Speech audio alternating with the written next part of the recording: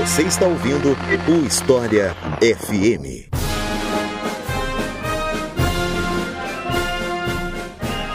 Revolução Federalista. Você sabe o que é isso? Você já ouviu falar desse evento? Esse é o tema de hoje do História FM. Eu sou Iclis Rodrigues e para falar sobre esse assunto mais uma vez conosco o professor Rodrigo Goiena, a quem eu passo a palavra para se apresentar para vocês. Então, Rodrigo, seja muito bem-vindo. Fique à vontade para se apresentar para o pessoal. Olá a todos, obrigado Iclis mais uma vez pelo convite, fico muito lisonjeado novamente. Meu nome é Rodrigo Goiena, então, eu sou professor de História do Brasil, Departamento de História da USP, e me parece que já é a terceira vez que cá estou no podcast do Iclis, no História FM, então redobrado prazer, ou triplo prazer então agora. Então é isso, gente. Vamos conhecer um pouco mais o que foi essa tal Revolução Federalista, que, spoiler, não foi revolução, depois que eu falar pra vocês da nossa campanha do Apoia-se.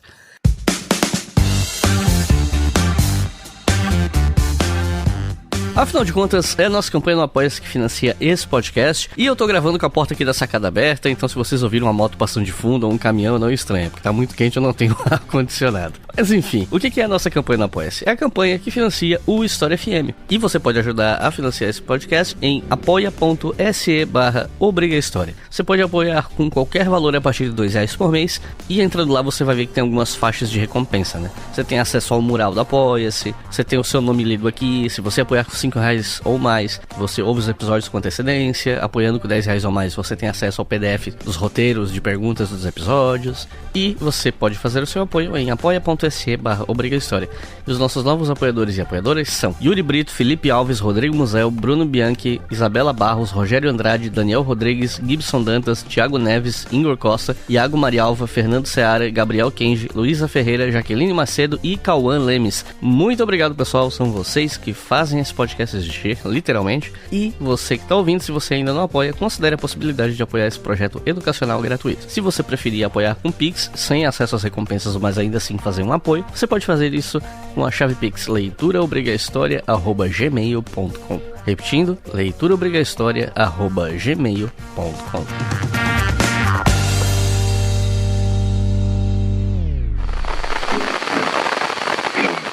A República foi implementada por aqui sem grandes confrontos, até porque o imperador não resistiu e deixou o país numa boa, tranquilão e tudo mais. O problema veio logo em seguida. Anos e anos de guerra civil e grandes mobilizações populares em diversas partes do país.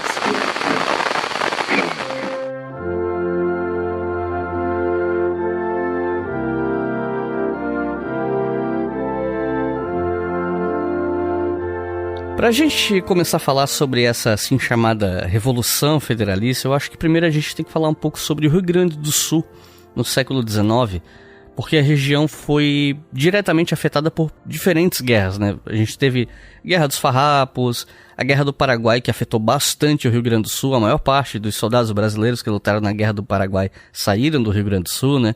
Essas duas guerras, inclusive, já tiveram episódios aqui no História FM. E aí eu queria pedir para você falar um pouco mais sobre o Rio Grande do Sul no século XIX e quais eram os principais grupos políticos no estado quando a monarquia estava prestes a cair. O Rio Grande do Sul, Iclis, no século XIX, é aquilo que se chamou na historiografia de um continente em armas, por assim dizer. Ou seja, a história do Rio Grande do Sul no século XIX é uma história caracterizada de fio a pavio por conflitos militares. E esses conflitos militares, todos eles, inclusive a Farroupilha, por incrível que pareça à primeira vista, todos eles dizem respeito à Bacia do Prata.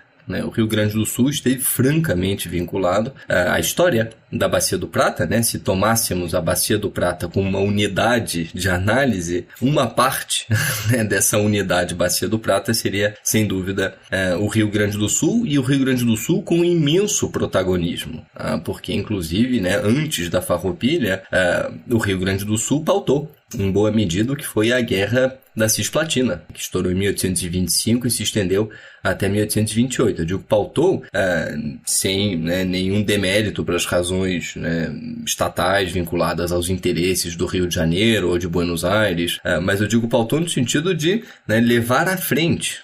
Foram, sobretudo, gaúchos, embora né, generais mercenários também tenham sido contratados, mas foram sobretudo gaúchos que lutaram a Guerra Cisplatina. Isso se valeu igualmente para a Guerra do Prata, ou Guerra contra Uribe e Rosas, né, que durou de 1851 até 52.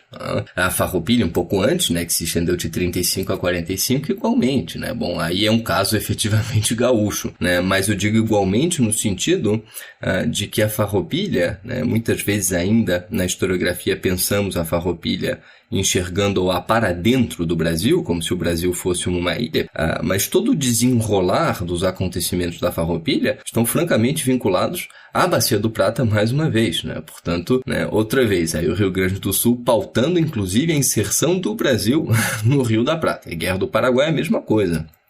A presença gaúcha nas fileiras imperiais foi absolutamente fundamental, né, em primeira instância para a vitória do Império do Brasil e, em segunda instância, foi absolutamente expressiva. Né? O maior contingente veio novamente do Rio Grande do Sul. Né? A própria cavalaria do Império do Brasil era gaúcha, o que significou, por exemplo, no caso da Farroupilha, como você disse, um episódio já tratado, né, no História FM, mas o que significou, então, quando estourou a Farroupilha, que o Império do Brasil, ou pelo menos as forças legalistas do Rio de Janeiro, ficaram sem cavalaria. Daí, inclusive, ser essa uma das razões que explicam a Farroupilha ter durado tanto tempo, foram 10 anos, de 35 a 45. O Império do Brasil perdeu a sua cavalaria porque a sua cavalaria era gaúcha. Enquanto efetivamente não se resolveu, por intermédio de alianças do Rio de Janeiro com estados ou atores não estatais no Prata, a própria questão Farroupilha, portanto, enquanto não se resolveu a questão Farroupilha, o Rio de Janeiro não pôde reaver a cavalaria do Império.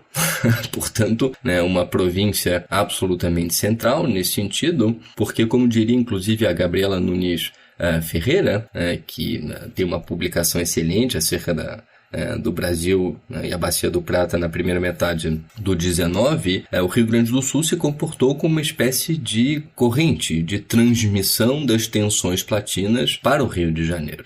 Então foi, no século XIX, uma província que certamente interessou muitíssimo ao Rio de Janeiro, e um dado absolutamente importante quanto a isso é o fato dos gaúchos, dos estancieiros gaúchos, terem propriedades muito marcadamente no Uruguai. E aqui a referência à Cisplatina nos interessa mais uma vez.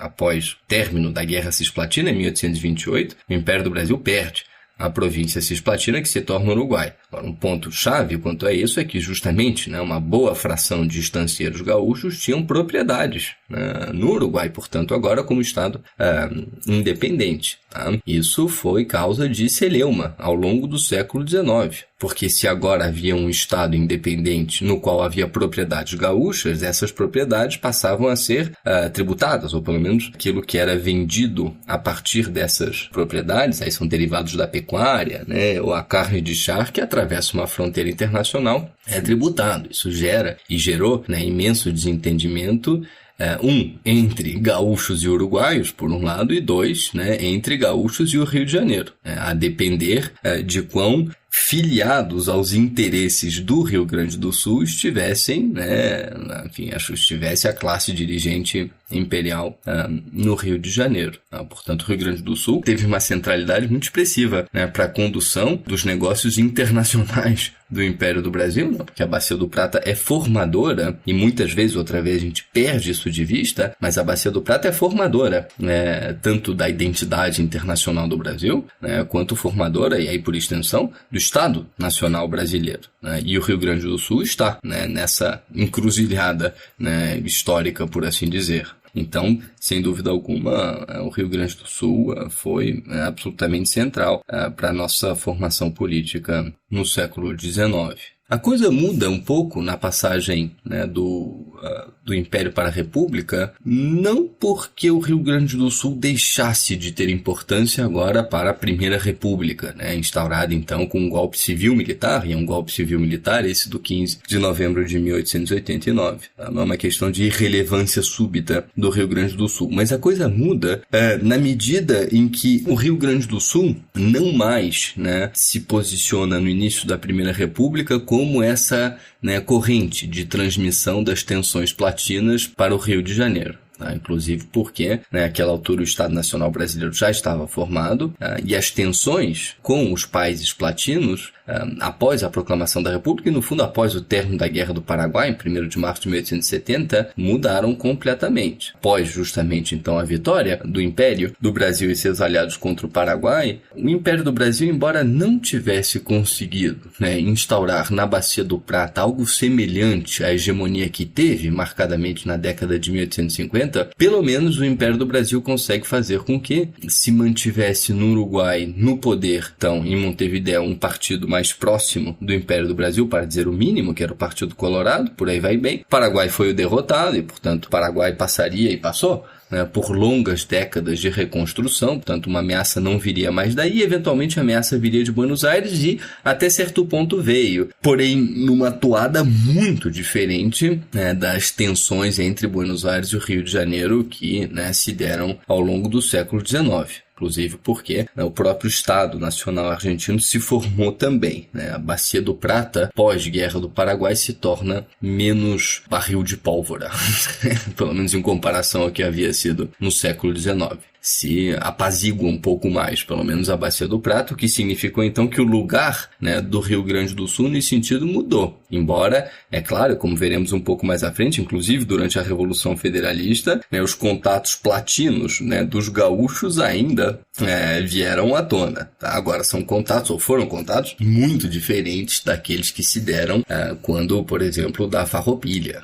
Aí sim, eram alianças com tratados internacionais, e coisas do gênero. Nada disso ocorre na Revolução Federalista, porque justamente essa centralidade que tinha a Bacia do Prata na formação dos Estados Nacionais esmoreceu, porque justamente os Estados Nacionais platinos, e o Brasil é também um Estado platino, do ponto de vista da sua formação histórica, mas justamente esse processo havia se concluído. Portanto, essas ligações com a Bacia do Prata durante a Revolução Federalista foram menos intensas, e por isso a coisa mudou, com a passagem então para a República, inclusive desde o término da Guerra do Paraguai. O que não significou, aí sim insisto no ponto, que não significou, por outro lado, que o Rio Grande do Sul tenha tido um peso central, até certo ponto, na própria formação constitucional do Brasil republicano.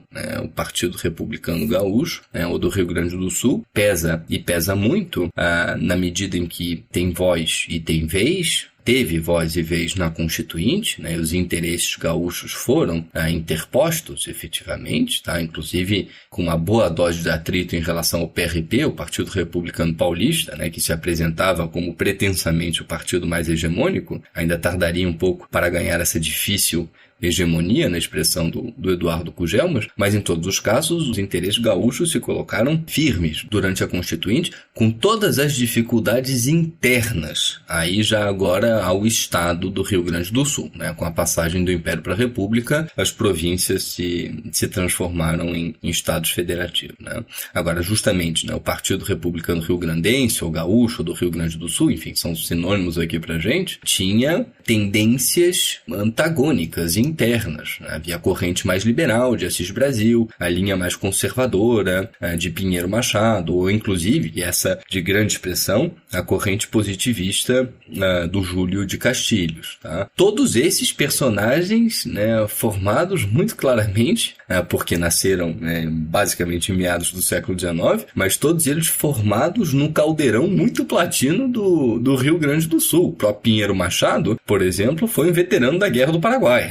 Então, a ligação dessas figuras com o mundo platino ainda ressoava imensamente, como dizíamos agora há pouco, embora num tempo histórico distinto. Agora, para insistir no ponto, pensando nas correntes políticas então gaúchas na virada do Império para a República, o principal elo de tensão não era tanto entre ou dentro do Partido Republicano Rio-Grandense, mas sobretudo entre o Partido Republicano Rio-Grandense, com as suas diferentes correntes, e o Partido Federalista do Rio Grande do Sul, que esse havia sido fundado e era ainda liderado por um liberal, um liberal do Partido Liberal do Império, né, que não existia mais àquela altura, que era o Gaspar Silveira Martins. Aí as cisões foram imensas, tá? E é a partir dessas tensões entre o Partido Republicano rio-grandense e o Partido Federalista que se pode entender pelo menos as causas mais imediatas da Revolução Federalista. Os projetos para o Rio Grande do Sul são altamente conflitantes entre esses dois partidos gaúchos, mas sobretudo os projetos de Estado. E de Estado aí, pensando no Brasil como um todo, também eram projetos francamente conflitantes, tá? Não encontraram outra alternativa senão tomar as armas efetivamente nesse começo da República Brasileira, que foi um começo absolutamente conturbado. A República é proclamada no final de 89 e, no nosso caso, para o que nos interessa aqui, em 1893, estoura a Revolução Federalista num marco mais amplo de conflitos civis. Tá? A gente tem muita dificuldade ainda na historiografia brasileira de dar nomes aos bois. É a Revolução Federalista, ou a Revolução Farroupilha, ou sei lá, Revolução Pernambucana, motins do Maneta, voltando ao período colonial, o que vocês quiserem, a Revolta dos Beckman. Mas muitas vezes esses episódios são guerras civis, porque temos essa tendência um pouco falaciosa, para dizer o mínimo, de entender a formação do Brasil como uma formação pacífica, sabe-se lá por quê? Talvez, pensando num mito, de consagração ou de congraçamento pacífico nacional.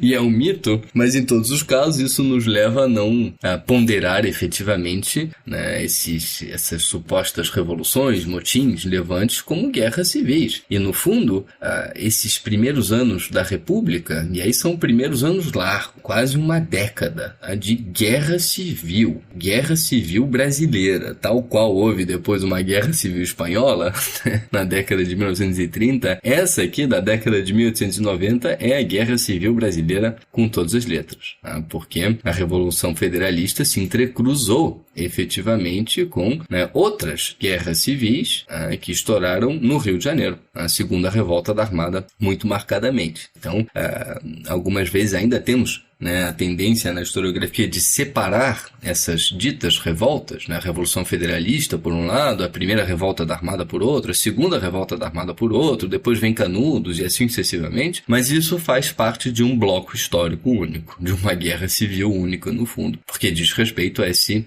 difícil parto que foi a Primeira República no Brasil. Na verdade, o principal alvo da revolta dos federalistas era o governador do Rio Grande do Sul, Júlio de Castilhos, aliado de Floriano e identificado com ideias positivistas. Ou seja, a revolução tinha relação com os conflitos que ocorriam no Brasil como um todo, mas as suas motivações estavam ligadas principalmente à política interna do Rio Grande do Sul.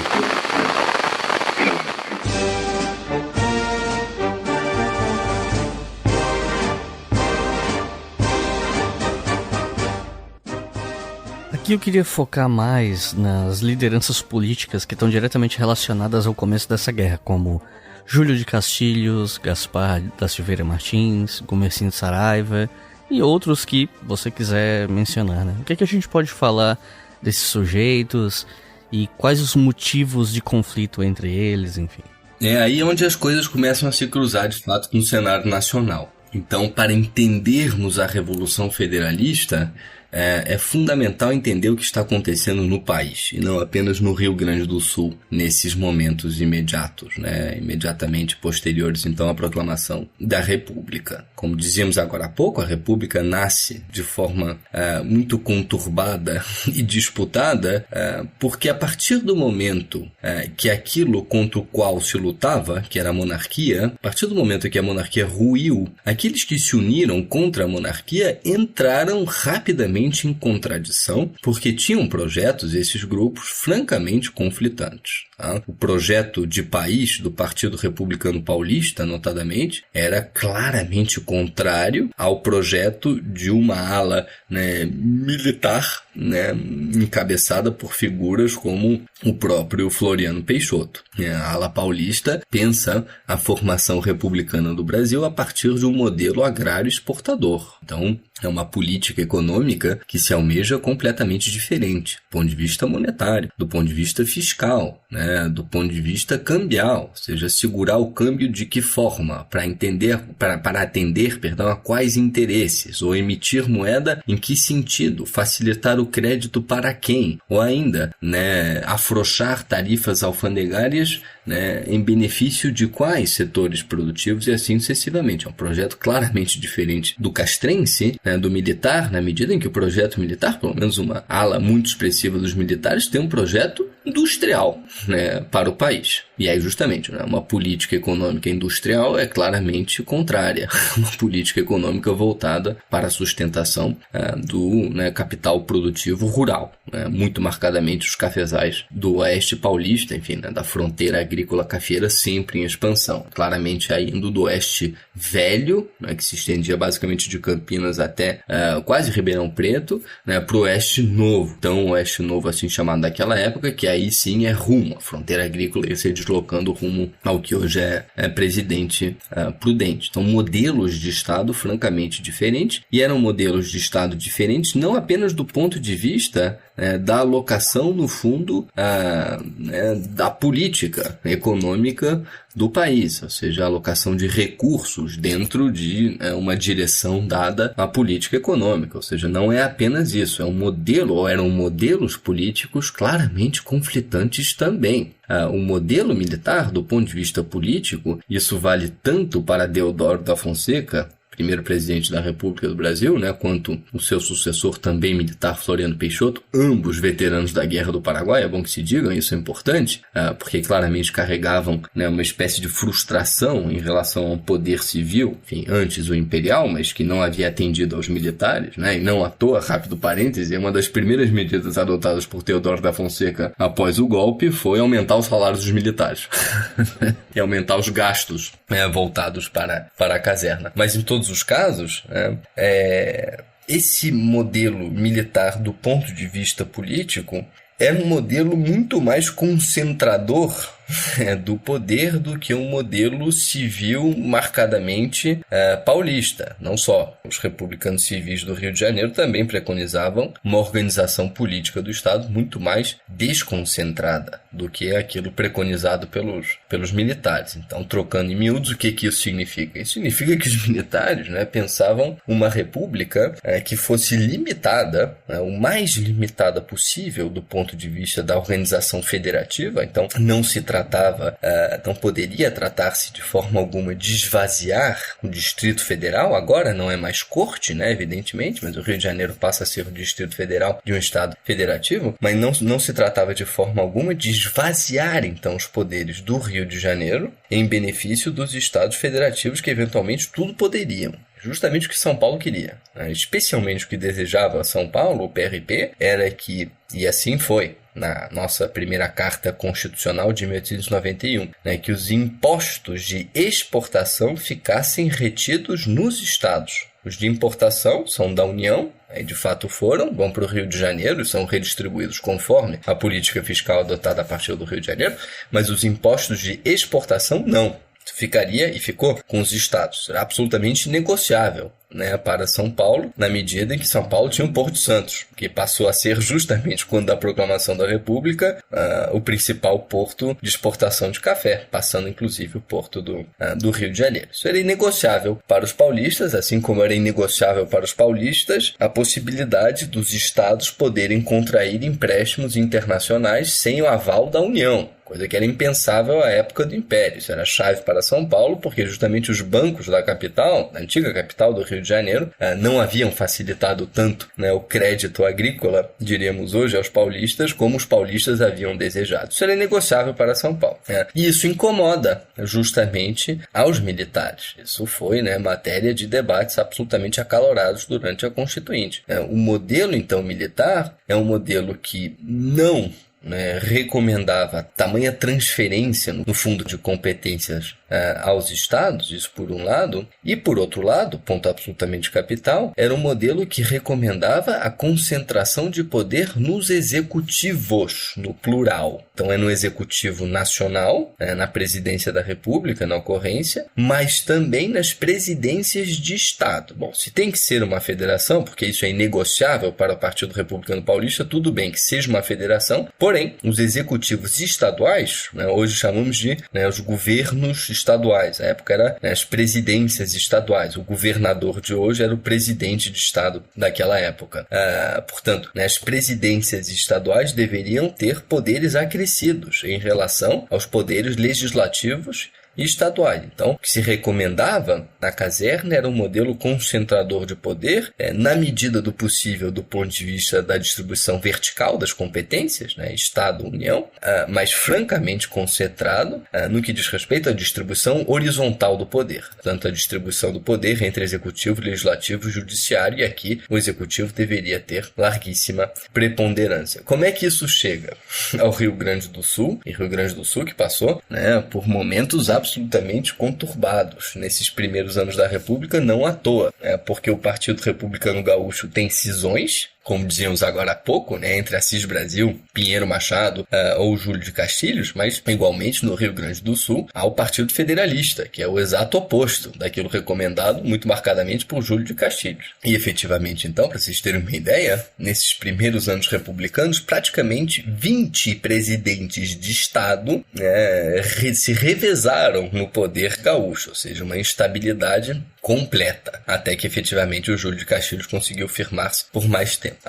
Onde é que surge o problema? Pelo menos, como é que o problema nacional é internalizado, por assim dizer, no Rio Grande do Sul, se não por termos ou por intermédio de interesses muito semelhantes àqueles que marcavam as contradições no Rio de Janeiro. No caso do Rio Grande do Sul, a corrente positivista do Júlio de Castilhos defendia igualmente uma franca concentração do poder no executivo gaúcho, a ponto efetivamente de ter se digladiado durante a Constituinte Gaúcha, porque cada estado teve também a sua própria Constituição, como ocorre até hoje. É claro, o Brasil está numa ordem, se caracteriza por ter uma ordem federativa, e portanto os estados federativos têm as suas próprias constituições também. Agora, a diferença em relação àquela época é que hoje as constituições estaduais são constituições perfeitamente simétricas. A do Rio de Janeiro é igual àquela de São Paulo, que é igual àquela do Paraná, que é igual àquela da Bahia, e assim sucessivamente, todas são iguais, no fundo, ou perfeitamente coincidentes com a Constituição Nacional. Naquela época, não. A nossa primeira república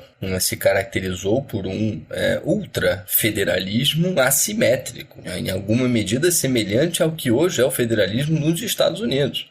Os estados dos Estados Unidos podem ter constituições diferentes, é claro, dentro do marco constitucional nacional, mas podem ter atribuições diferentes. Coisas ilegais em determinado estado são legais em outro. Coisa muito semelhante aconteceu na Primeira República Brasileira. Justamente a corrente, aí sim, positivista do Júlio de Castilhos, que ganha imensa preponderância no Rio Grande do Sul muito rapidamente, defendia então uma concentração de poder no executivo, fazendo com que, havia dois pontos que eram inegociáveis para o Júlio de Castilhos, fazendo com que o executivo gaúcho tivesse preponderância em relação ao legislativo gaúcho, inclusive isso significando que as leis, os projetos de lei no Rio Grande do Sul seriam atribuições exclusivas do executivo.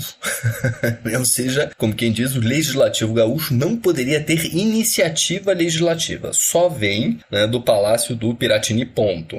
Do executivo gaúcho, ponto. Primeiro ponto, justamente. E o segundo ponto inegociável da corrente positivista do Júlio de Castilhos era permitir que houvesse reeleições indefinidas para a presidência do estado do Rio Grande do Sul. E são reeleições indefinidas mesmo. E isso vingou, Tanto é que o Borges de Medeiros, que é um herdeiro perfeito do positivista Júlio de Castilhos, Borges de Medeiros ficou por mais de 20 anos à frente do poder gaúcho. Isso não poderia acontecer em São Paulo, por exemplo. A Carta Constitucional do Estado de São Paulo inviabilizava a reeleição do presidente do Estado de São Paulo. Portanto, no Rio Grande do Sul havia uma configuração diferente, e essa configuração justamente entrou em contradição com o Partido Federalista do Rio Grande do Sul. O Partido Federalista do Rio Grande do Sul reivindicava, em larga medida, era o oposto, do ponto de vista da organização política do poder. O que o Gaspar Silveira Martins, à frente do Partido Federalista, reivindicava era justamente maiores poderes ao legislativo gaúcho e, por extensão, maiores poderes também ao legislativo nacional.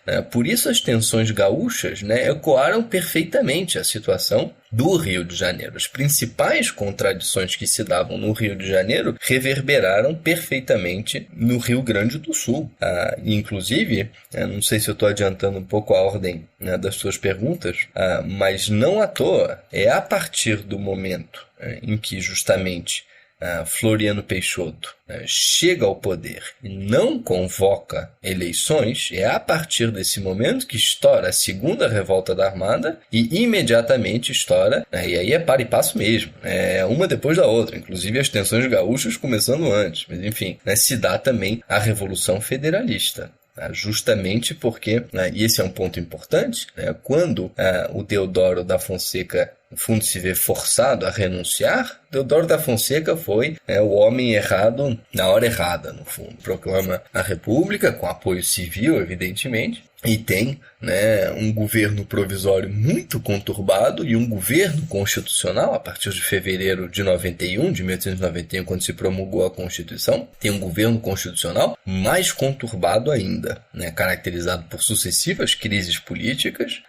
Deodoro se encontra cada vez mais isolado, sem apoio político interno, e inclusive esse isolamento político do Deodoro guardou franca relação com o deletério cenário econômico brasileiro naquela época, que foi a crise do encilhamento, a primeira grande crise financeira que estourou efetivamente no Brasil republicano, E outra vez, é quase que a certidão de batismo da nossa república. Ele tenta, no final de 91, fechar o Congresso, e, no fundo, termina fechando o Congresso, justamente se julgando ainda passível de fazer uso de um hipotético poder moderador que não existia mais. Na época do Império, o poder moderador era uma atribuição exclusiva do imperador. O imperador tinha, constitucionalmente, o direito de dissolver a Câmara de Deputados. Isso não existiu mais a partir da proclamação da República, mas ainda assim o Deodoro fez uso desse hipotético e ficcional poder moderador, fecha o Congresso, estoura a primeira revolta da Armada e ele se vê forçado a renunciar porque efetivamente era uma guerra civil que estava estourando no Brasil. Assume o vice. E o vice era Floriano Peixoto, efetivamente. E o Floriano Peixoto, ele não convoca novas eleições, quando deveria ter convocado novas eleições. O que ditava a Constituição era que se houvesse vacância presidencial nos 2 primeiros anos do mandato, o vice deveria convocar, assumiria, mas convocaria novas eleições. Se a vacância se desse nos 2 últimos anos do mandato presidencial, mandatos de 4 anos, aí sim o vice terminaria o mandato e as eleições seriam as seguintes efetivamente. O caso é que o Floriano Peixoto assume nos 2 primeiros anos do mandato do Deodoro. O mandato constitucional do Deodoro começou em fevereiro de 91. O Floriano alegou que não, isso aí tem que contar desde a proclamação da República, então não estaríamos mais nos 2 primeiros anos, senão nos 2 últimos anos do mandato, em todos os casos não convocam eleições, e estoura a segunda revolta da Armada no Rio de Janeiro. E é semelhante ao que acontece no Rio Grande do Sul. No Rio de Janeiro, o Custódio de Melo, líder então da revolta da Armada, o Custódio de Melo tem um projeto liberal constitucional para o país, que é o contrário do projeto concentrador, em termos políticos, do poder preconizado pelo Floriano Peixoto. Para e passo, então, estoura no Sul a Revolução Federalista, opondo, então, os liberais constitucionalistas do Gaspar Silveira Martins, ou do Partido Federalista, aos positivistas do Júlio de Castilhos, do Partido Republicano Gaúcho, e com Júlio de Castilhos havia figuras gaúchas que, claro, né, ficaram do lado do positivista Júlio de Castilhos. Tá? Eu penso, por exemplo, no Hipólito Ribeiro, enfim, nomes que talvez não nos interessem tanto, pelo menos para a nossa discussão aqui. Mas em todos os casos, né, o que sim nos interessa é entender como o cenário gaúcho se espelhou perfeitamente o cenário nacional. Os grupos dos dois lados dessa guerra ficaram conhecidos como pica-paus e maragatos. Você podia explicar pra gente quem era quem e por que eles tinham esses apelidos? Os maragatos eram aqueles vinculados ao Gaspar Silveira Martins, e não só ele, né? Ele e seus aliados, como o Gumercindo Saraiva, que você citou, ou ainda o Joca Tavares, que era o João Nunes da Silva Tavares, conhecido como Joca Tavares. Esses são os federalistas, as principais lideranças federalistas, também conhecidos então como os maragatos. Tá? E a referência justamente é no fundo a região, parece estranho, mas a região da Maragateria, tá? Que fica na província de León, na Espanha. A província de León, na Espanha, basicamente fica entre Madrid e Astúrias, para ser, enfim, grosso modo é isso.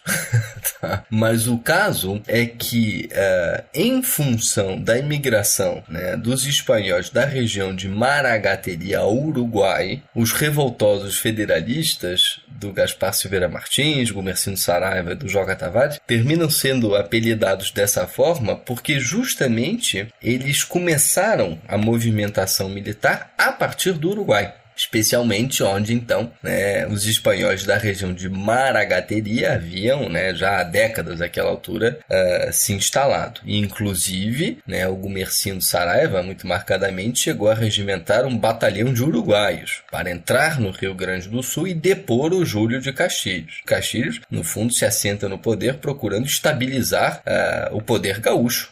Justamente a presidência gaúcha que havia trocado de mãos, como dissemos agora há pouco, quase 20 vezes, no espaço de 2 anos. É uma rotatividade ímpar no poder. Portanto, a partir do momento em que o Júlio de Castilhos assume o executivo gaúcho e pauta como inegociável justamente a ordem positivista do poder político, os federalistas respondem a ponta de lança, por assim dizer, né, ou a ponta de faca, porque essa guerra foi caracterizada por degolas.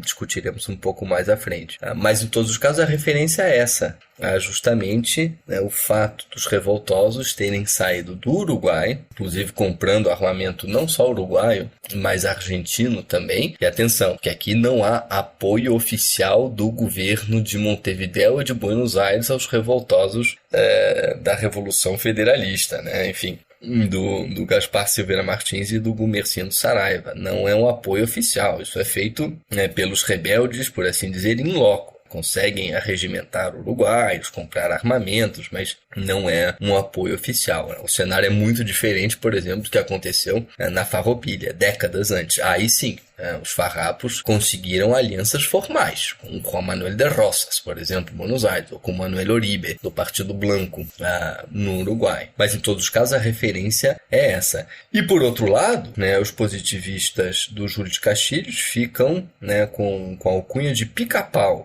Pica-paus porque, no fundo, né, o uniforme do Partido Republicano, uniforme militarizado, né, do Partido Republicano Gaúcho, lembrava a coloração de plumagem de um pica-pau. Todos os casos são dois nomes, duas alcunhas, né, claramente pejorativas. Né? Um dizendo, né, um pássaro, né, ou seja, sei lá, sem expressão militar, né, sem força física, né, é tão somente um pica-pau que fica martelando uma madeira, né, anos a fio, né, sem conseguir destruir o tronco, enfim, né, é uma coisa, né, que remete, sei lá, é uma referência a insistência, né, chata de um grupo num ponto, né, e aí a referência é os positivistas insistindo efetivamente naquilo que era inegociável para eles, né, a concentração do poder gaúcho, né, no executivo gaúcho, e o outro é pejorativo, né, porque, né, os maragatos eram muitas vezes tidos por ciganos,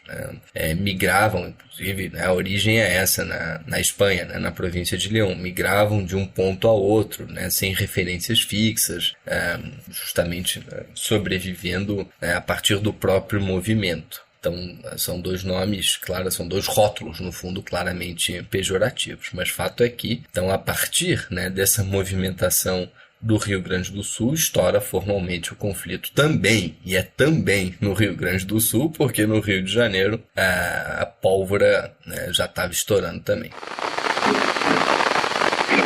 Em 15 de novembro de 1889, Dom Pedro II foi derrubado do trono e, aqui no Brasil, o Império deu lugar a uma república. Uma grande ruptura que ocorreu sem grandes conflitos armados e quase sem participação popular. Uma república que surgiu por meio de um golpe militar bastante ágil em sua execução. Inaugurou um período que durou entre 1889 e 1894 e hoje denominamos a República da Espada.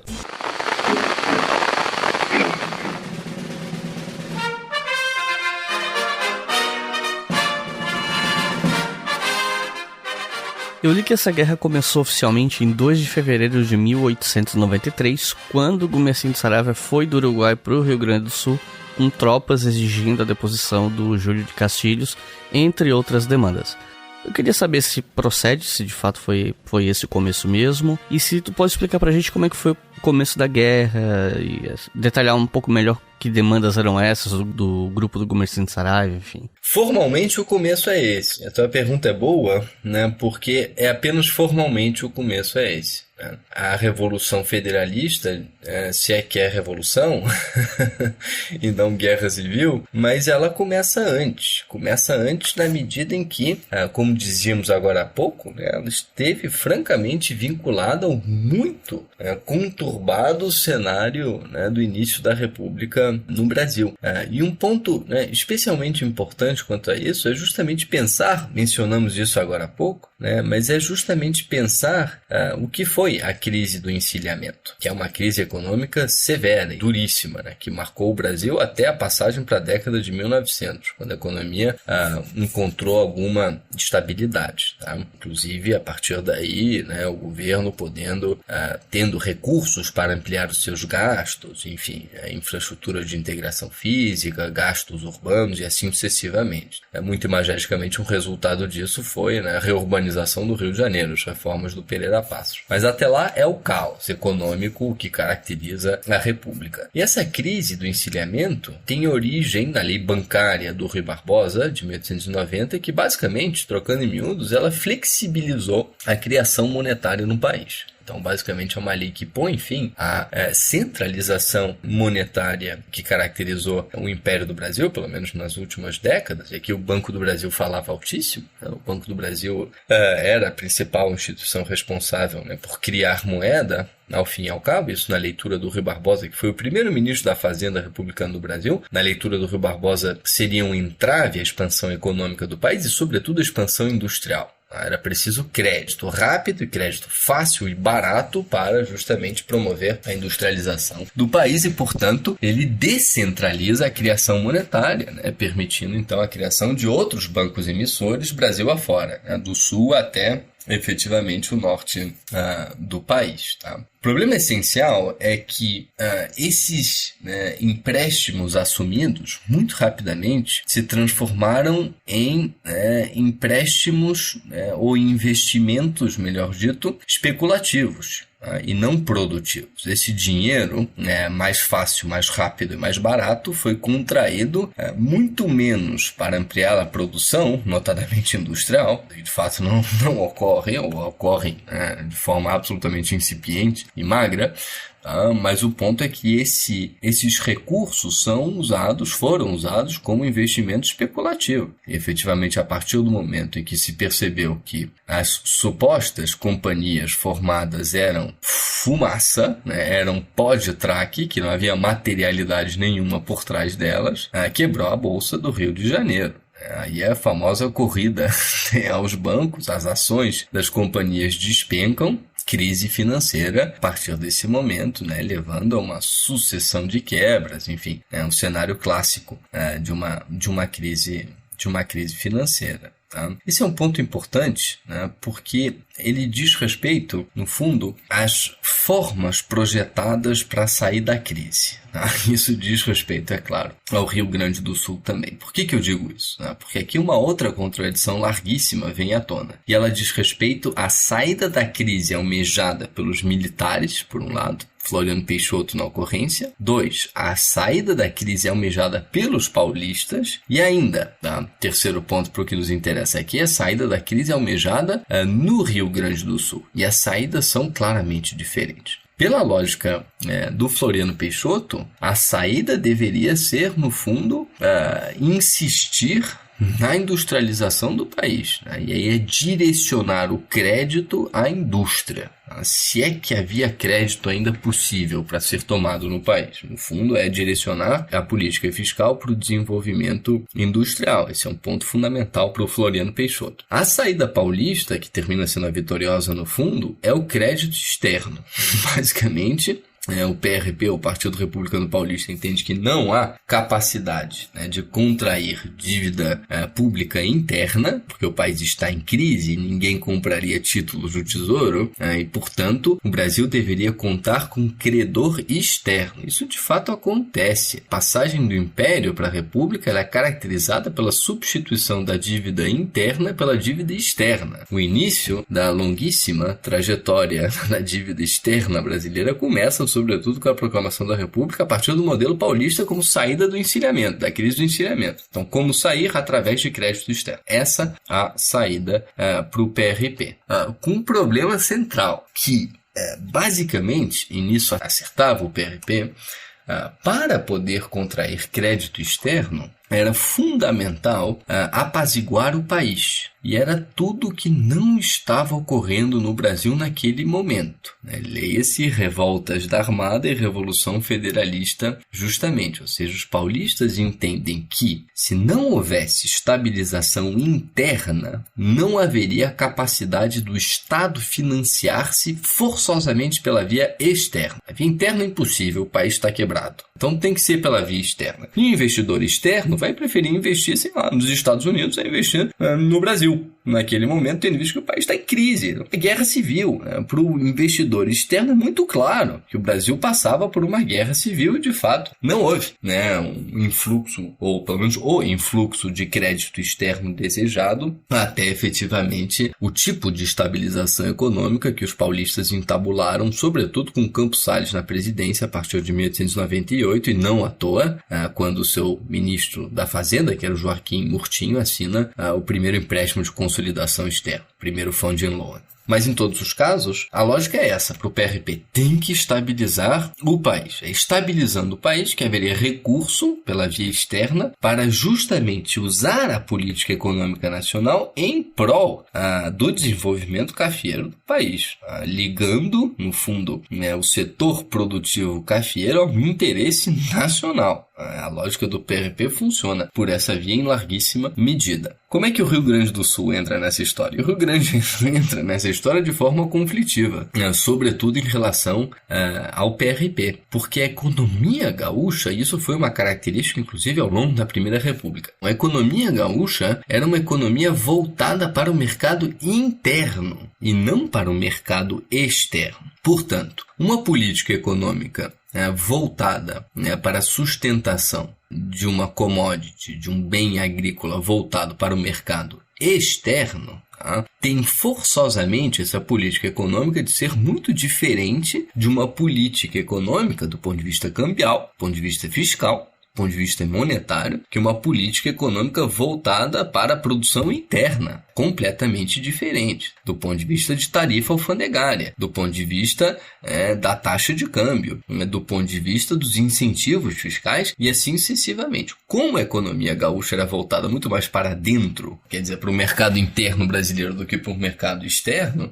os próprios interesses econômicos, muito marcadamente do Partido Republicano Rio-Grandense, entraram em rota de colisão com os interesses, então, econômicos do PRP. Portanto, essas contradições, novamente, do Rio de Janeiro se internalizam no Rio Grande do Sul, aqui por vias não tão óbvias assim. E a via não tão óbvia, no fundo, é pensar que aquilo que significava, no Rio de Janeiro, uma luta pelo comando da União, e aí justamente são interesses que dizem respeito à concentração, à desconcentração do poder, esse mesmo tipo de tensão que existia no Rio de Janeiro se reproduziu no Rio Grande do Sul, justamente como dizíamos agora há pouco, ou seja, a partir das tensões marcadamente então entre Júlio de Castilhos e Gaspar Silveira Martins. Tá? O que poderia ser uma associação, pelo menos lógica,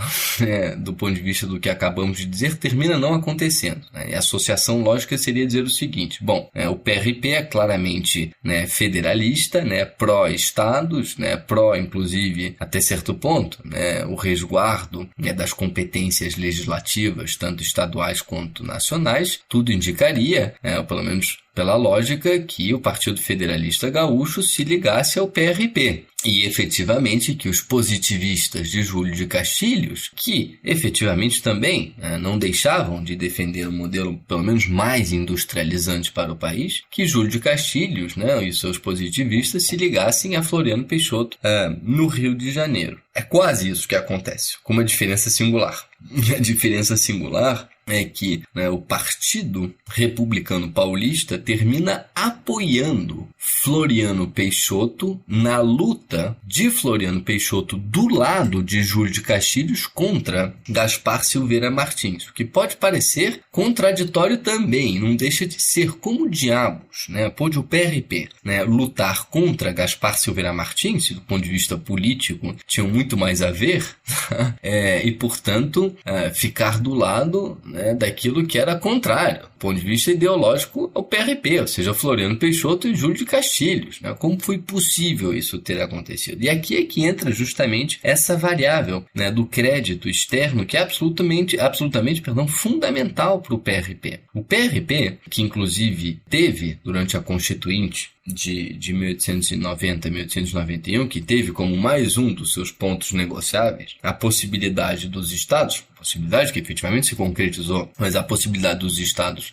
constituírem forças públicas estaduais, inclusive desiguais entre elas, entre as forças públicas de cada estado. O ponto central é que o PRP, então, aceita prestar a força pública paulista, ou melhor dito, socorrer Floriano Peixoto com as forças públicas paulistas, o que significou, por extensão, socorrer no sul, justamente Júlio de Castilhos, e ainda lutar contra os revoltosos da revolta da Armada, porque era contra eles que também lutava Floriano Peixoto. Mas o PRP aceita, portanto, apoiar Floriano Peixoto, apostando que o apaziguamento nacional levaria à possibilidade de justamente ampliar a dívida externa para sustentar, no fundo, o Estado brasileiro. E sustentar o Estado brasileiro, como dizemos agora há pouco também, passava forçosamente por sustentar os cafezais. O impacto do café é imenso do ponto de vista da formação econômica e orçamentária na ocorrência do Brasil da Primeira República. Portanto, a lógica do PRP foi essa. E é estranha à primeira vista, mas foi essa. Melhor se aliar a Floriano Peixoto e a Júlio de Castilhos para que eles façam o trabalho sujo e depois, e é quase que o pacto tácito era esse, e depois efetivamente o PRP assumiria a presidência da República, que foi o que aconteceu. Quando termina o mandato de Deodoro na origem, concluído por Floriano Peixoto em 1894, quem assume é Prudente Moraes, que era uma liderança-chave, é claro, do Partido Republicano Paulista. E os dois presidentes seguintes foram paulistas também, Campos Salles e depois Rodrigues Alves, igualmente. Até 1906 foram paulistas no poder. Foi o PRP que comandou a República Brasileira. Agora, justamente nessa teia de alianças, que são alianças muito mais nacionais, justamente, do que meramente gaúchas, nessa teia de alianças, logicamente, os revoltosos da Revolta da Armada, Custódio de Melo e Saldanha da Gama, notadamente, esses sim ficaram do lado do Partido Federalista. Esses efetivamente entenderam que era o momento, a possibilidade, visto que estourava no Sul a Revolução Federalista, era o momento de comunicar com essas lideranças insurretas, o Mercino Saraiva, o Joca Tavares, o Gaspar da Silveira Martins, para ampliar o movimento rebelde. E eventualmente ganhar posições. E aí efetivamente isso vai se tornando uma guerra civil de fato. Sobretudo, Iclis, a partir das primeiras etapas da Revolução Federalista. Essa primeira grande etapa da Revolução Federalista é um imenso avanço rebelde. Rebelde segundo a lógica, é claro, do Júlio de Castilhos e Floriano Peixoto, os legalistas.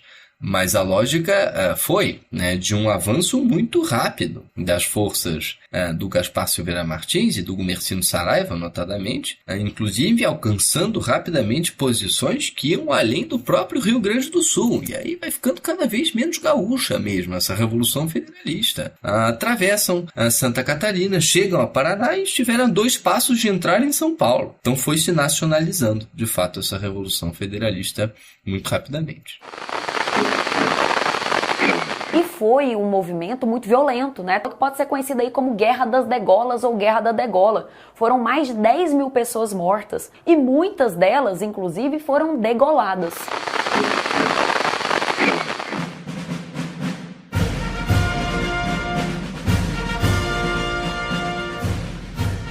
E como é que essa guerra escalou de algo regional para uma situação de interesse nacional? Como é que foi a reação do Floriano Peixoto, que na época era o presidente? Como é que a coisa escalou mesmo? Ela vai escalando nessa chave, que dizíamos agora há pouco, ou seja, nessa cadeia de alianças que vão se constituindo entre forças rebeldes do Rio de Janeiro e do Rio Grande do Sul e forças situacionistas do Rio de Janeiro e do Rio Grande do Sul também. A partir do momento, para ir à ordem dos acontecimentos, mas a partir do momento em que efetivamente as forças do Mercino Saraiva saíram do Uruguai e entraram em território gaúcho, imediatamente o Júlio Castilhos pediu socorro a Floriano Peixoto e o Floriano Peixoto atendeu a solicitação e despachou as suas tropas também para o Rio Grande do Sul. Agora, até justamente o ano de 1894, e notadamente os cercos de Bagé e da Lapa, o avanço dos rebeldes foi muito rápido, muito acelerado, com um bom grau de sucesso até certo ponto. Não se pode perder de vista que os rebeldes aqui do Mercino Saraiva comunicam com as forças do Custódio de Melo, que estão bombardeando a cidade do Rio de Janeiro, que tem a armada é a marinha, eles controlam as principais embarcações. Floriano Peixoto não tem força marítima. Os rebeldes tomaram as principais embarcações. Então, o potencial de sustentação do conflito contra as forças do Floriano Peixoto e do Júlio de Castilhos era imenso. E você poderia explicar pra gente um pouco sobre algumas das principais batalhas dessa guerra, como os cercos de Bagé e o da Lapa? Aliás, vale explicar para os ouvintes que essa Lapa não é o bairro do Rio de Janeiro, um município no Paraná, mas enfim. Eu pergunto sobre essas batalhas porque me parece que os contingentes dessa guerra nunca foram tão grandes assim, Se a gente comparar com outras guerras na história, os grupos em combate nunca eram muito grandes, mas ainda assim foi uma guerra extremamente violenta, Foi, Esses 2 cercos de Bagé e da Lapa, eles são centrais porque são justamente aqueles que marcam o ponto de inflexão, a reversão do avanço rebelde, por assim dizer. A partir daí, e certamente não é a Lapa do Rio de Janeiro, nem a Lapa de São Paulo e tampouco a Lapa de Salvador da Bahia. Eu sei que tem uma Lapa lá também, se eu não me engano. Mas o ponto é que, justamente, ou seja, e avançaram longe, até o município do Paraná, como você disse agora há pouco. Mas foi justamente a resistência das forças situacionistas na Lapa, muito marcadamente, no Paraná, muito marcadamente, que fez com que os rebeldes não conseguissem avançar mais. as forças situacionistas resistiram dias a fio, semanas a fio, e essa resistência é uma resistência à espera de reforço vindo do Rio de Janeiro. Inclusive, Floriano Peixoto manda generais positivistas de primeira linha, como Moreira César, por exemplo, né? Mesmo que pouco depois seria capturado e assassinado um pouco mais à frente, quando da Guerra de Canudos. Tá? Mas em todos os casos, né, foi essa resistência que controlou o avanço rebelde e mudou completamente, né, o cenário, né? Porque a partir daí, especialmente a partir do Cerco da Lapa, né, que há uma retração das forças rebeldes que vão perdendo posições, né? Até lá era o oposto. Até lá, inclusive, os rebeldes haviam proclamado repúblicas provisórias, né? Ou seja, né, proclama uma república, sei lá, né, em Bagé, depois avança, né, para justamente Santa Catarina, né, toma Desterro, né, monta uma república provisória em Desterro, né? À medida que avança em direção ao Paraná, carrega a república provisória também. Mas justamente por falar em Desterro, e é clássico isso, é claro, né?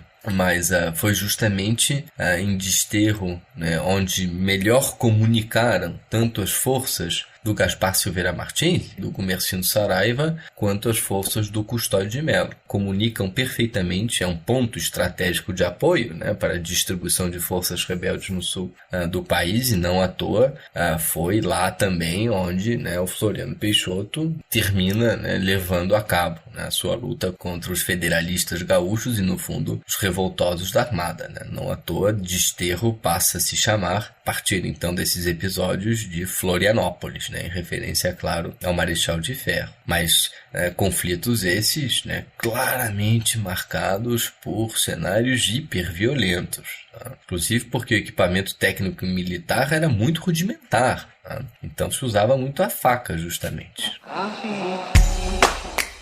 Se você quiser colaborar com o História FM, você pode fazer isso via Pix, usando a chave leituraobrigahistoria@gmail.com. E assim você colabora para manter esse projeto educacional gratuito no ar.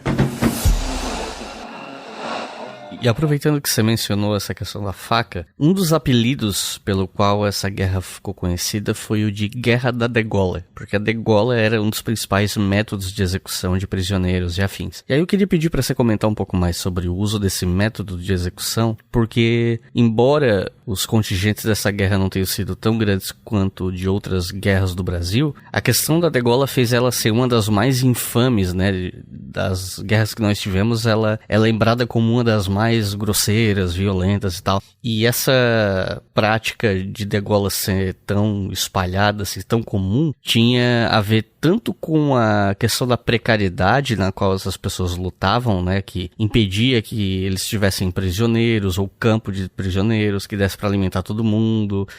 Tinha a questão de não poder desperdiçar munição e tal. Então tinha essas questões materiais e tinha questões culturais também, né, e o ressentimento que vai acumulando com a escalada de violência no decorrer da guerra e tal. E existem também algumas controvérsias em torno do número de degolados em determinadas situações, que algumas fontes exageram e outras pessoas contestam, enfim. O que você pode falar sobre essa questão da degola na Revolução Federalista?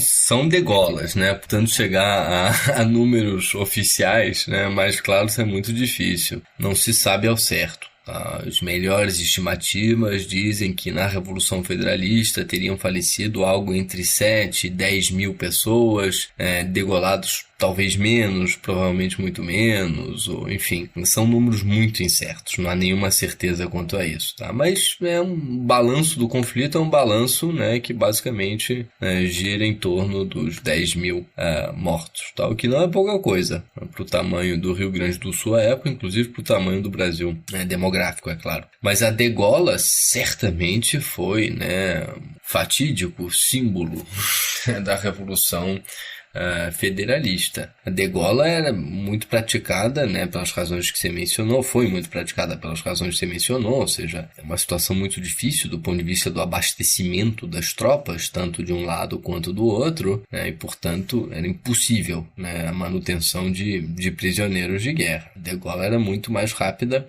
nesse sentido, do ponto de vista então da economia da guerra, por assim dizer, e a mesma coisa em relação a munição, né? A degola evita o gasto efetivamente de munição muito escassa para lutar essa guerra, né? Não à toa os federalistas, como falávamos agora há pouco, né, captavam insumos, né, bélicos do Uruguai e da Argentina. Mas o ponto é esse. E é claro que há uma referência igualmente à questão local, né? Afinal de contas, a degola era realizada nos perfeitos moldes como se fazia, como se faz até hoje, né? A degola de carneiros ou de ovelhas, pescoço para trás, né? Claro que com pernas e braços amarrados, pescoço para trás, e a faca passa, né, de ponta a ponta, logo abaixo do queixo, no pescoço, portanto, por isso é degola.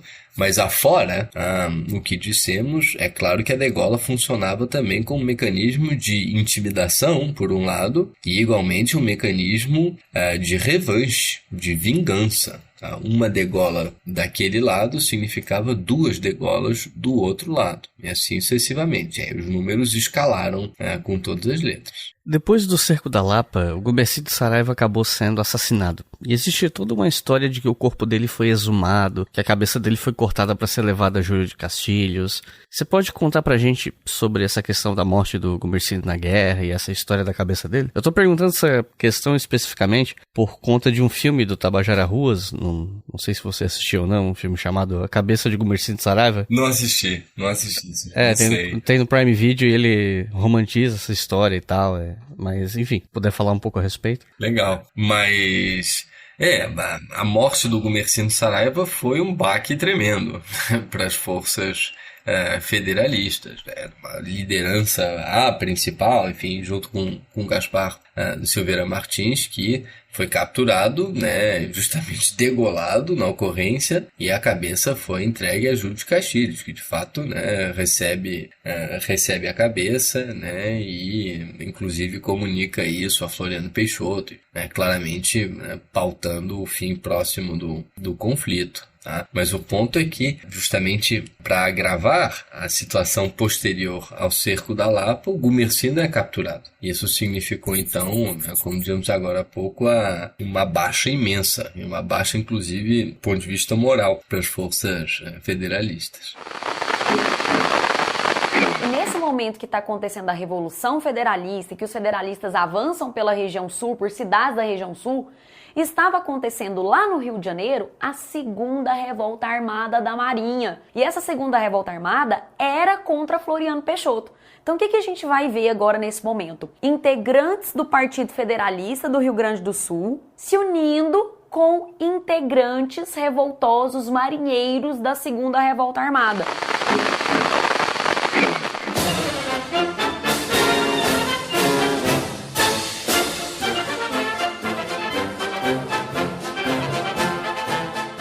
Eu queria voltar àquele ponto a respeito da mudança do nome de Desterro para Florianópolis, porque assim, eu não sei se todo mundo que escuta o História FM sabe, mas eu sou de Santa Catarina, eu morei 11 anos em Florianópolis, embora eu não esteja morando mais lá no momento. E esse é um assunto meio polêmico por lá, de vez em quando ele volta à tona, ou na imprensa, ou em algum debate público qualquer, que é sobre essa questão da mudança de nome pro nome Florianópolis, em homenagem ao Floriano Peixoto. E aí eu queria pedir para você explicar um pouco melhor esse incidente, que até você já pincelou um pouco, mas pudesse ser um pouquinho mais específico sobre que incidente foi esse, como é que foi essa mudança de nome, por que essa mudança gera revolta lá em Florianópolis para algumas pessoas e tal.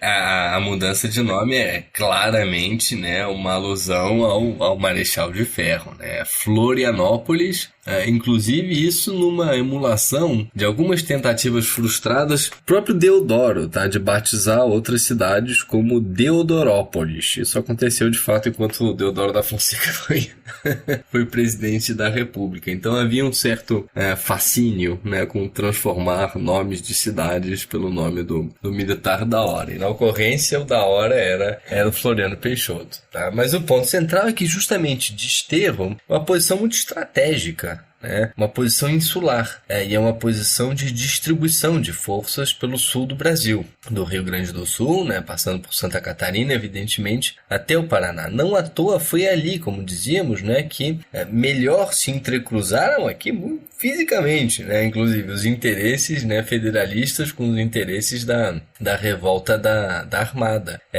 justamente, né? Um ponto de apoio tendo sido então Desterro. Aqui justamente quando é capturada, né, e quando justamente as forças, né, rebeldes sofrem novos reveses, né, quando capturada então ela é imediatamente rebatizada, né, como Florianópolis, em homenagem ao Marechal de Ferro. E é claro que nisso havia também a montagem, esse é um ponto importante, a montagem, né, da figura do Marechal de Ferro, ou seja, aquele que estava arrumando, hipoteticamente, a República, que estava pondo ordem num país desgovernado, né? Isso é fundamental, né? A ideia de ter uma cidade cuja referência era o Floriano Peixoto, significava, para mostrar o exemplo, em caso, né, de rebeldia, a voz do Marechal de Ferro teria justamente, né, maior tom, por assim dizer, estaria num tom acima, e justamente isso também contribuía para criar, né, a imagem justamente de uma espécie de pacificador da República, coisa que o Floriano termina nunca sendo, né? Mas essa mitologia, por assim dizer, em torno do Floriano Peixoto, eu digo, o Floriano termina não sendo pacificador da República porque, né, a Revolução Federalista, notadamente, só termina depois do fim do mandato do Floriano Peixoto. É Prudente Moraes que termina colocando ponto final na Revolução Federalista. O próprio Floriano Peixoto faleceu em 1895. Mas justamente, né, chamar Desterro de Florianópolis fazia parte da mística da imagem do Marechal. Mística essa que, inclusive, foi muito forjada em torno à própria mistificação do opositor como monarquista.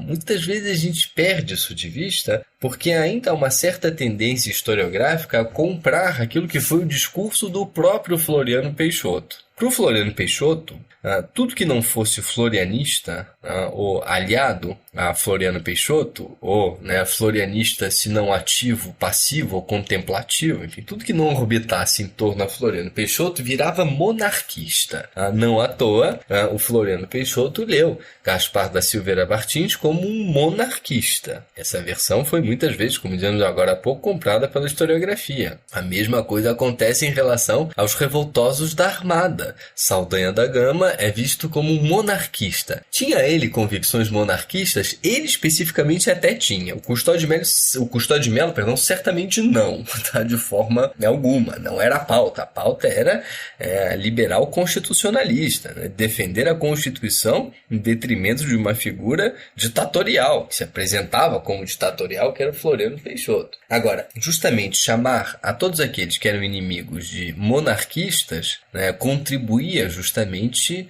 por efeito rebote contrário, né, para o enaltecimento da figura do Floriano Peixoto, pelo menos assim se esperava, né? Tudo que havia de pior era a monarquia. A monarquia foi sufocada e, supostamente, ainda haveria subversivos monarquistas, né, que desejariam refazer a monarquia no Brasil. Seria o pior para todos. É um discurso que pegou, né? Inclusive isso para mostrar justamente que a proclamação da República não foi uma proclamação em que, né, o povo teria assistido tão simplesmente bestializado a ela, como havia dito Aristides Loba. Houve um consentimento passivo, mas ainda assim um consentimento, né? E no fundo o consentimento termina sendo ativo também, né? Embora seja uma passividade quanto a não ativamente fazer o movimento, é um consentimento ativo na medida em que se dá justamente o consentimento a isso. Portanto, essa adesão à República, né, ela também aparece no uso que Floriano Peixoto faz, né, da monarquia, né, associando o inimigo ao monarquista. Ninguém mais quer ser monarquista, há um consentimento pela República, tudo que é inimigo então vira monarquista. É um pouco como se E não à toa é tudo e todos mesmo, né? Até um pouco mais à frente, em 1896, Antônio Conselheiros Canudos, monarquista, tem que lutar, né? É um pouco como se lutar contra, ó, né? Sufocar a ameaça monarquista. Mas é um pouco como se nessa década de 1890, né, um monarquista, né, funcionasse como funcionou o comunista na década de 1960 ou 1970 no Brasil. Tudo aquilo que é contrário e subversivo para o regime vira comunista ou vira, né, monarquista. E, né, para voltar ao ponto, né, a rebatizar, né, Desterro como Florianópolis fazia parte dessa mística florianista, justamente, que, né, certamente teve tantíssimos traços que hoje chamaríamos de traços mais populistas, embora o termo seja, né, disputado teoricamente, há disso no florianismo. Um vice-presidente assumindo no lugar do presidente, todo mundo em dúvida se isso é constitucional ou não, várias manifestações ao longo do Brasil. Você está lembrando de algum momento recente agora do nosso país?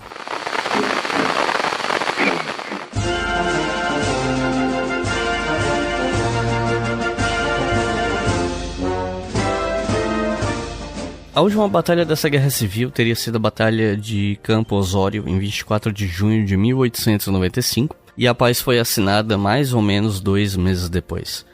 Você pode explicar pra gente como é que foi o fim dessa guerra e essa assinatura de paz, como é que foi o resultado do conflito pras partes e tal? A guerra termina por exaustão de um dos lados, que foi o lado justamente do falecido Gumercindo, do Gaspar Silveira Martins. Não tem mais forças de resistência.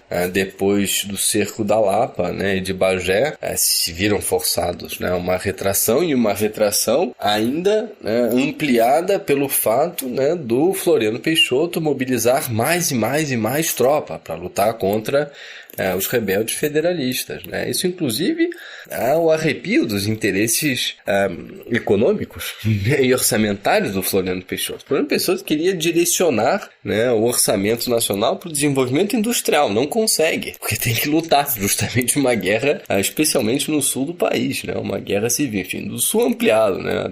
Até o Rio de Janeiro. Inclusive, Floriano Peixoto teve que trocar 3 vezes de ministro da Fazenda. Os 2 primeiros não concordam com, né, o excesso do gasto público.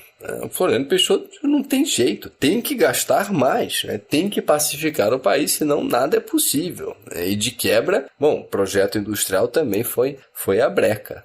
Mas o ponto então é que, né, em junho de 1895, a Batalha de Campo Osório é o ponto final. Há um esgotamento já visto desde o cerco da Lapa, efetivamente. Não é exatamente, né, o equivalente a uma paz do Poncho Verde, né, que foi a negociação, né, que fizeram, né, os farrapos com o Rio de Janeiro em 1845 para pôr fim à farroupilha. Ali foi uma negociação mesmo. Houve termos na paz do Poncho Verde, né, benéficos para um lado e para o outro. Em Campo Osório, não. Campo Osório é a derrota, efetivamente, de um dos lados.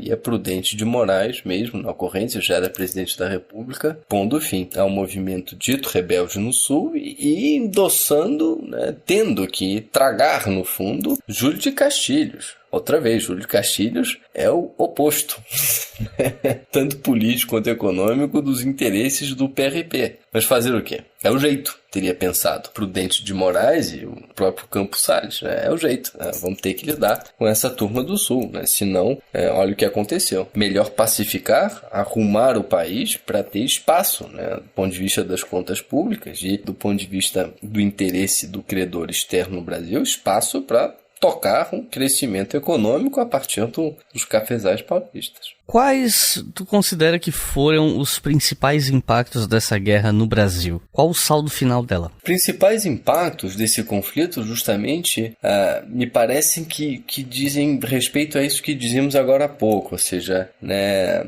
a resolução, né, das contradições não pelo conflito, mas pela acomodação. E a acomodação institucional do ponto de vista formal e informal, ou seja, a partir daí teria e foi necessário rearranjar regras formais e informais de convivência política nacional para fazer a política funcionar na Primeira República, porque não estava funcionando. Era a entropia republicana. Nos termos do Renato Lessa, era o caos republicano. Não à toa, é justamente a partir daí, pouco depois, com Campos Salles, que a prática política da República é reordenada, né, com aquilo que se chamou de política dos estados ou política dos governadores.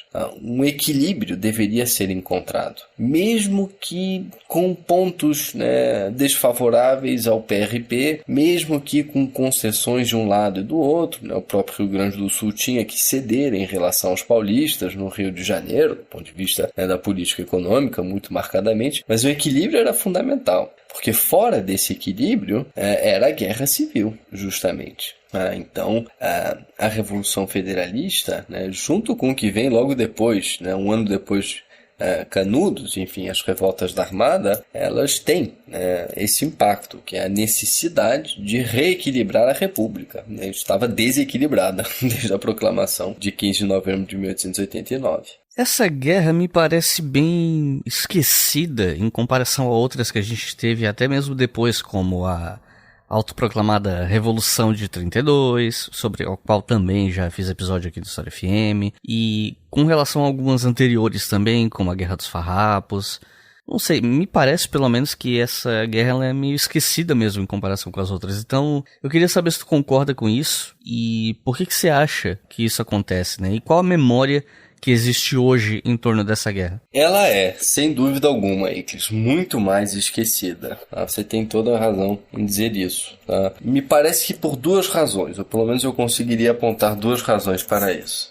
A primeira é que os republicanos da Primeira República quiseram esquecer essa primeira década republicana. Sumir com o caos que foi essa guerra civil brasileira, no fundo, de praticamente 10 anos. E para tanto, a ideia era essa, ou seja, né, não ficar rememorando esses episódios, né, porque não tinham nada de patrióticos no sentido mais nacionalista, inclusive o termo, né, há patriotismos e nacionalismos, mas há patriotismos muito nacionalistas também. Mas a lógica era sumir justamente com aquilo que havia maculado a Primeira República. Então, inclusive do ponto de vista, né, civil, a ideia não era rememorar, não poderia ser jamais, né, rememorar esses episódios de contestação à República, né, enfim, a contestação, melhor dito, dentro da República que punha em xeque a própria República. Então, certamente esse foi um dos fatores. E um segundo fator importante, né, diz respeito, e aí é um problema muito mais historiográfico, mas diz respeito ao fato de tratarmos disso que eu estou chamando de guerra civil brasileira, né, de tratarmos essa guerra, então, civil, a partir das suas partes, né, dos seus episódios, no fundo, e não enxergando-a como uma unidade.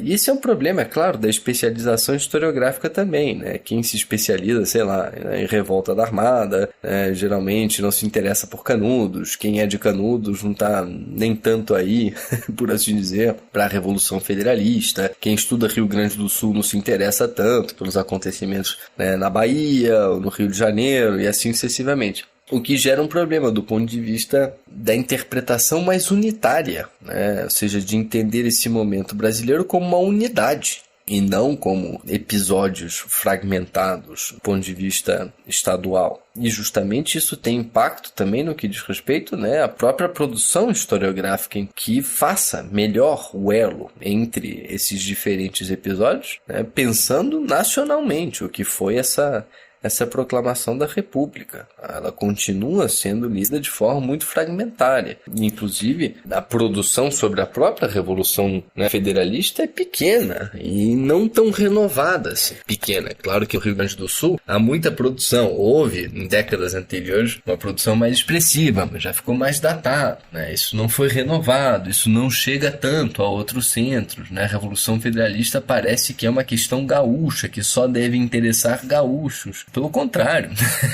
uma questão totalmente nacional. Então, de alguma forma, a ideia é que a nossa conversa aqui sirva também como um convite, tá, para novas pesquisas, outras abordagens, outros recortes sobre esse difícil parto republicano no Brasil. O fim do governo de Floriano foi também o fim da República da Espada, que aconteceu no aniversário de 5 anos da proclamação da República, quando assumiu o primeiro presidente civil da história do Brasil, presidente Prudente de Moraes.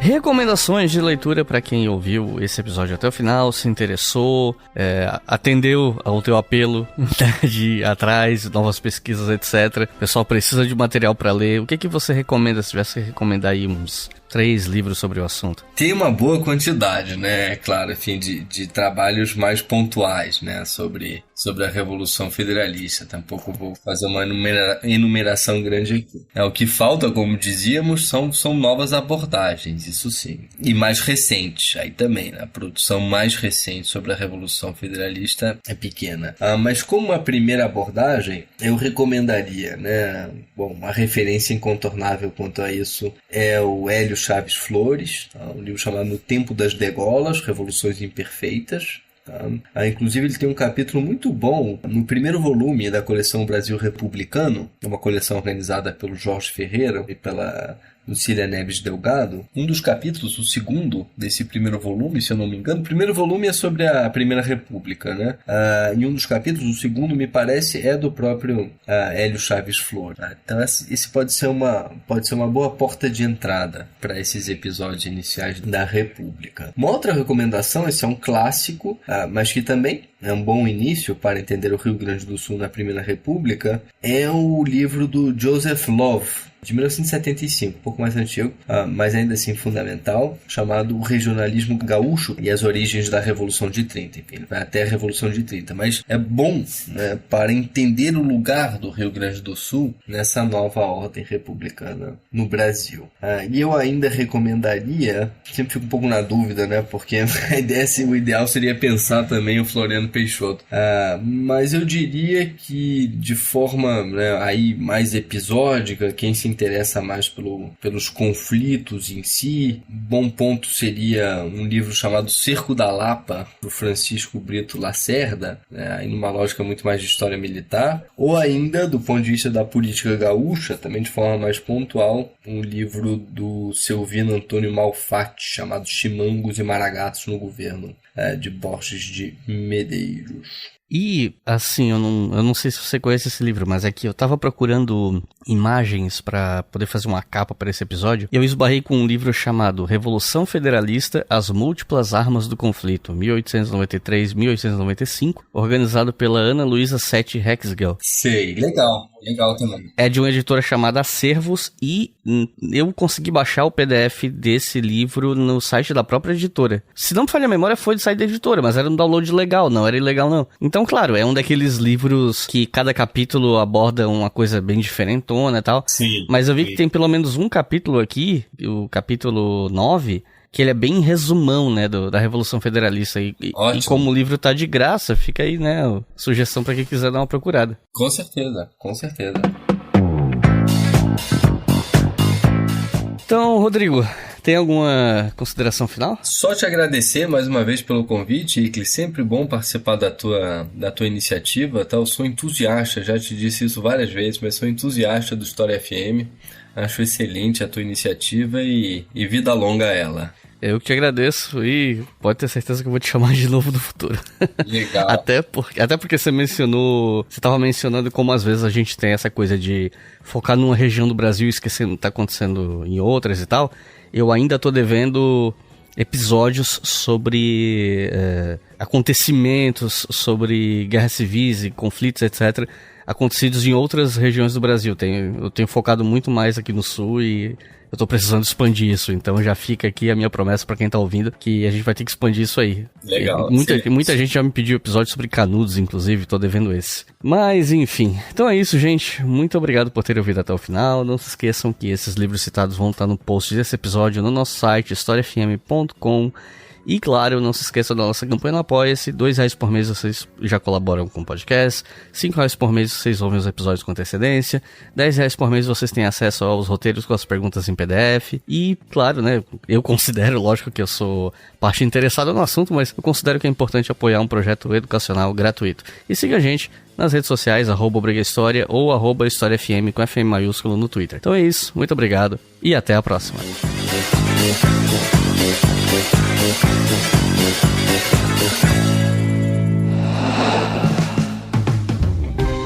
Este podcast foi financiado por nossos colaboradores no Apoia-se. Acesse apoia.se/obrigahistoria e contribua para manter este projeto educacional gratuito no ar.